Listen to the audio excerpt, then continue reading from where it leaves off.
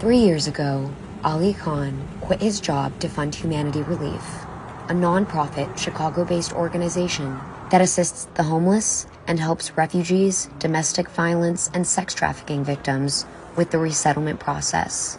Every Saturday, a small team of volunteers distribute various necessities to people experiencing homelessness in neighborhoods across Chicago. We're showing up outside the shelters, we're going under bridges and just driving around looking for these individuals, handing out meals, food, items, clothing, hygiene items, stuff like that. And then as far as like the resettlement clients go, we're furnishing apartments for them, we're providing basics, the same kind of like groceries, hygiene, clothing items. And then we're enrolling the adult members of that specific family that's being resettled into our skill development classes. Someone calls and they just moved into their apartment and they don't have a bed, so we'll go to storage at 7 o'clock at night and get a bed and go put it up for them. This kind of stuff is happening right in our backyard. A lot of the community efforts that they've given back have been in my backyard for where I grew up. So I grew up in Garfield Park in Chicago, and really to see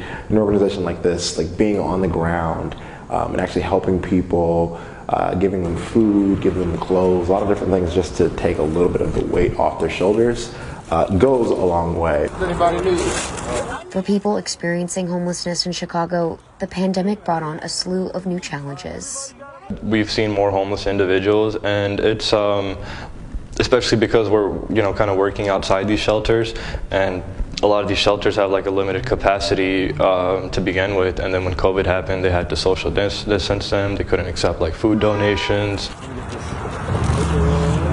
If we really want to see like a larger scale change with homelessness, one, I think that charities should be working together, which I think a lot of us are already doing, but I think that the government really needs to step up with investment in like social programs.